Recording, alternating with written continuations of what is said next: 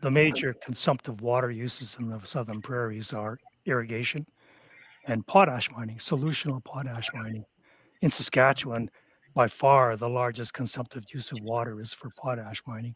In Alberta, of course, it's irrigation. And as a result, the water level record at Medicine Hat, the flow of the South Saskatchewan River at Medicine Hat has been declining quite a bit, but most of that is extraction of water for irrigation.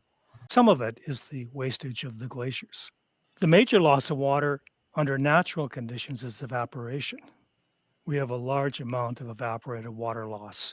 If our summers get longer, they don't necessarily have to get hotter, but as they get longer, there's more days of net evaporation. We expect in the future and that we'll have evaporation, for example, in May and September, even April and October, whereas historically it's been the temperature has not supported much evaporation. That makes so much sense. Like we're having just the other day, we had massive Chinook winds. I just kept thinking there's so much water that must be leaving our system. Whereas normally we would be receiving snow and we'd be actually being gaining water. That's the alarming piece. The loss of water during Chinooks is most obvious when there's snow on the ground. They call it a snow eater, right? The snow just Right. sublimates it. But we are observing longer frost-free seasons. Especially, it's not so much getting hotter, it's getting much less cold.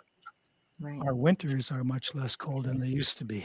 Climate hazards, climate change, climate variability, extreme events, they're a problem only if people are exposed to them. In fact, the entire concept of risk is at the intersection of the hazard, exposure, and vulnerability. Climate hazards can exist, but only if you're exposed and vulnerable to them will you suffer. And there are ways that we can limit our exposure and vulnerability.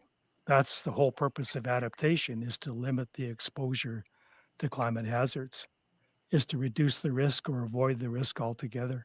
Those two basins, the Oldman and the Bow, are the only two river basins in Canada that are considered fully allocated.